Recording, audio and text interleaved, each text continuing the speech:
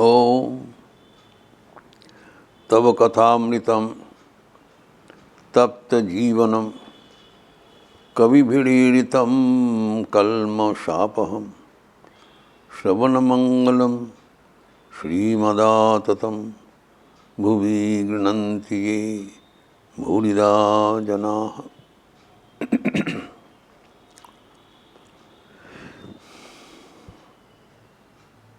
शुभ विजयादशमी का तिथि 18 अक्टूबर 1885 श्यामपुर गुरबाटी में श्री रामकृष्ण अवस्थित हैं। चिकित्सार्थ उनको दक्षिणेश्वर से कोलकाता में लाया गया है। छुट्टी का अवसर है, भक्तगण आके उपस्थित हुए हैं। श्यामपुर कोलकाता में ही है, इन लोग को सुविधा हुआ है।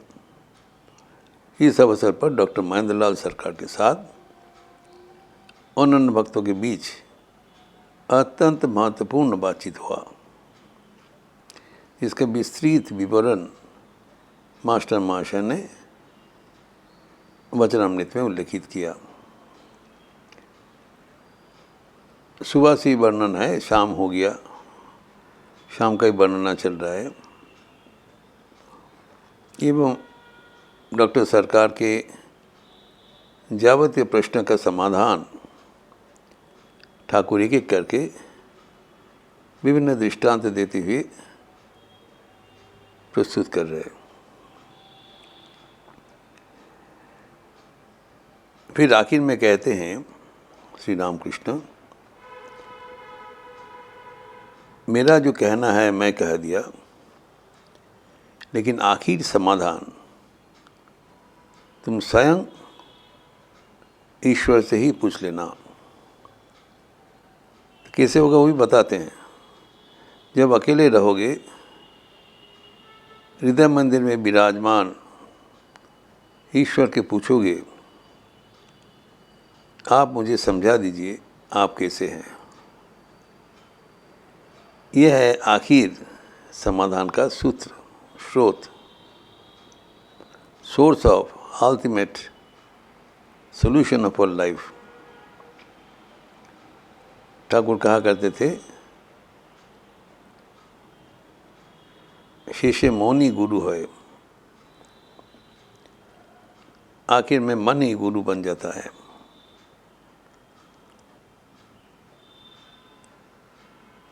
गुरु उसको कहलाता है जो हमें अज्ञान से रोशनी की ओर ले जाते हैं।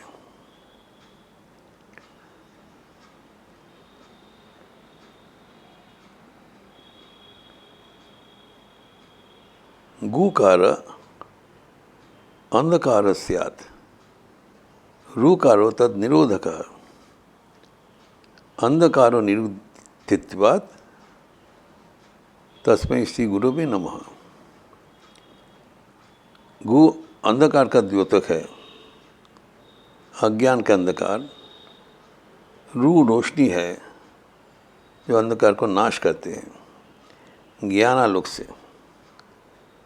जो अज्ञान का अंधकार जो निरसन करने के लिए जो ज्ञान का आलोक लाते हैं, उसी को गुरु कहलाता है।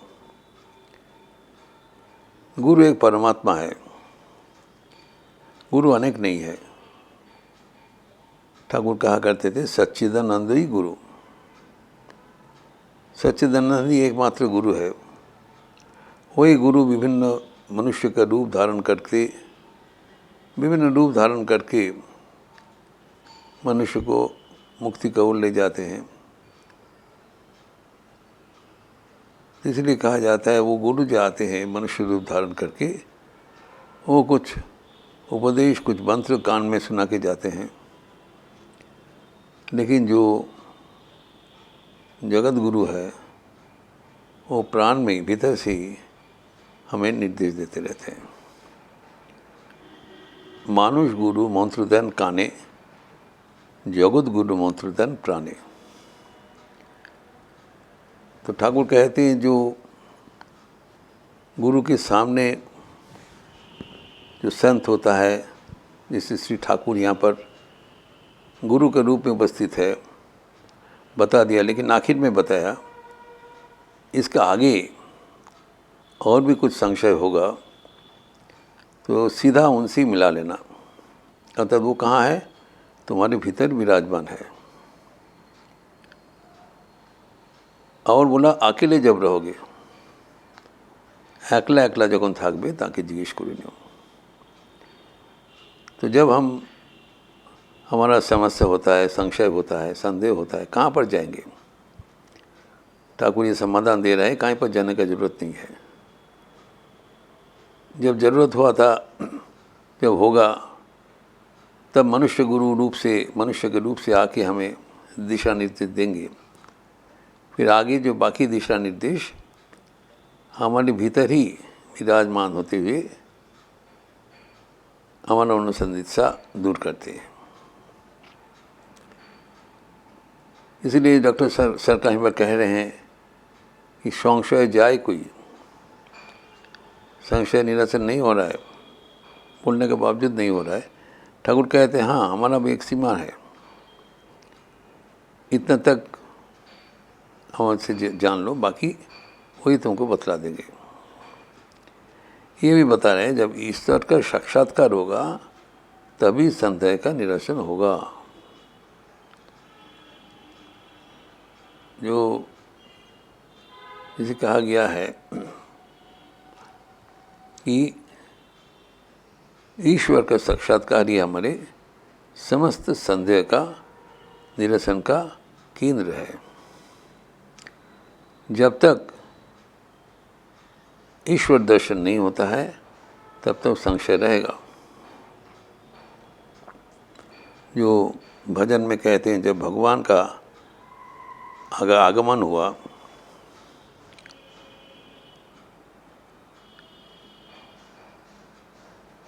तो वहाँ पर कहा गया है तुम्हारी आशाएं कत যুগ গত সংশয় যত আজি তিরোহিত जहाज আমার लहु उपहार शोपिन जीवन तब शिवाय। भगवान का कृपा से जब भगवान का आविर्भाव होता है तब सारे संशय, युग युग का संशय, कत युग गतो, युग युगांत के संशय जो भीतर में छिपा हुआ था सब तिरोहित हो गया, समाधान हो गया। तब हमारा दिल का इच्छा होता है जब हमारा जीवन उनकी सेवा में उत्सर्ग करे, धन्य हो जाए। यही बात यहाँ पर श्री रामकृष्ण कहते हैं कि हमारे संशय ईश्वर के साक्षात्कार होने पर वो सब की ओर से छिन्न हो जाएगा। तो कैसे हमारे सब संशय अंतर्हित हो जाता है, इसका पुष्टिकरण हमें शास्त्र से मिलता है। हम देखते हैं कि मुंडक उपनिषद में द्वितीय मुंडक में है 228, वहाँ पर कहा गया है भिद्यते हृदय ग्रंथि ही छिद्यन्ते सर्वसंशयाः क्षीयन्ते चस्य कर्माणि तस्मिन् दृष्टे परावरे। अत्यंत फेमस महत्वपूर्ण श्लोक है उपनिषद का, एक ज्ञान का शिरोमणि है, अन्यतम श्रेष्ठ श्लोक है उपनिषद का। कि कैसे हमारे आध्यात्मिक जीवन का परिणत होता है, आध्यात्मिक जीवन का फल क्या है, the outcome of our spiritual realisation. हमारा जीवन का आध्यात्मिकता का लक्ष्य है ईश्वर प्राप्ति। ईश्वर प्राप्ति होने पर क्या होता है, व्हाट इज द आउटकम, इस श्लोक में लिपिबद्ध है। विद्यते हृदय ग्रंथि, हमारे जो हृदय का जो ग्रंथियाँ हैं वो नाश हो जाता है। हमारा हृदय का क्या ग्रंथि है वो भी हम बताएंगे। हृदय का ग्रंथि नाश होगा और समस्त संशय का निरसन हो जाएगा। सर्व संशय, और कोई संशय नहीं रहेगा बराबर के लिए। एवं हमारी कर्म राशि वो भी शेष हो जाएगा, अर्थात हमें मुक्ति करतलगत हो जाएगा। हमें जीवन जीने के लिए जो प्रारब्ध है, जो प्रारब्ध कर्म है, संचित कर्म है, सब कुछ नाश हो जाएगा, क्लियर। तो हमारा हृदय ग्रंथि छिन्न हो जाएगा, समस्त संशय अवसान हो जाएगा, हमारा तो कर्म राशि को शेष हो जाएगा। कब होगा? तस्मिन दृष्टि परावरे। पर और अवर, पर मतलब श्रेष्ठ, अवर मतलब निकृष्ट। जो इसका जो शंकराचार्य उसका अर्थ किया है कि ये ब्रह्म का जो सृष्टि रूपे वो निकृष्ट है, कारण रूपे वो श्रेष्ठ है। कार्य कारण ये दोनों ही रिलेटेड है, और वो जो सृष्टि है इसके रूपे वो हमारे रुष्ट है। तो ये भी सब हमारा समाधान हो जाएगा। तो ये जो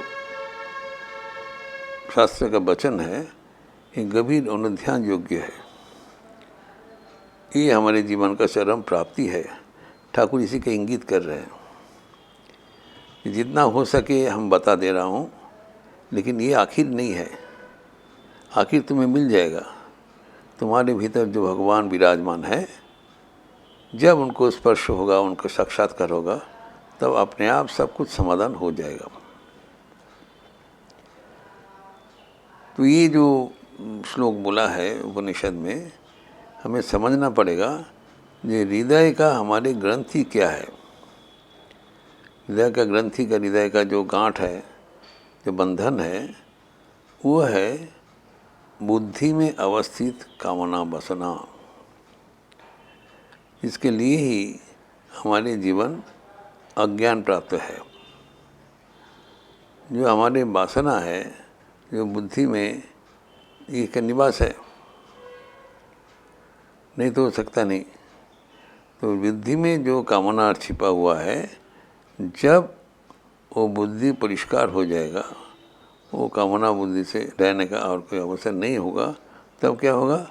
हमारे हृदय ग्रंथि शून्य हो जाएगा। तो हमारे जीवन को आगे बढ़ाने के लिए जो प्ररोचित करते हैं वो है कामना।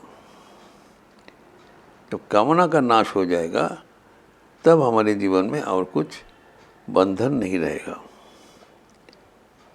तो ये कामना नाश है, संशय छिन्न अवस्था है, कर्म का शेष होगा, वही ईश्वर साक्षात्कार का परम प्राप्ति है। इसका और विस्तृत चर्चा हम अगले दिन करेंगे। ये गंभीर तत्वपूर्ण श्लोक है, इसका विस्तृत चर्चा जरूरत है और समय लेके करना पड़ेगा। ओम शांति शांति शांति। हरि ओम तत्सत्। श्री रामकृष्णार्पणमस्तु। आज मंगलवार के अवसर है। संध्या आरती के उपरांत हनुमान चालीसा होगी, लिपि दिया जाएगा। हम लोग सब हनुमान चालीसा करेंगे। और भी एक विशेष तिथि आज है, आज चैत्र संक्रांति। 1432 मंगाब्द का आज समापन है। 30 चैत है, वत्सर का शेष है। कल नववर्ष है 1433, उसके लिए बैशाखी का जो अनुष्ठान होगा वो कल हम अनुष्ठान करेंगे। लेकिन आज ये पुराना जो वर्ष है उसको विदाई है। जो कविता में कहा गया है कि বর্ষ হয়ে গেল শেষ, দিন হয়ে গেল সমাপন, গাহিতে চাহিছে হিয়া पुरातन क्लांत वर्षेर सर्वशेष गान। आज ये दिन, ये जो वर्ष का विदाई है, जो जमा खर्च हुआ है उसको अभी हम अलविदा दे देते हैं, ताकि अगले जन्म में, अगले वर्ष के लिए हम तैयार होते हैं और आज के दिन में हम समापन करके एक नवीन वर्ष के लिए अपने को तैयार करते हैं, जिसके लिए कल हमारे बैशाखी जो उत्सव है वो हम मनाएंगे। अच्छा रहिए, स्वस्थ रहिए, आनंद में रहिए। नमस्कार।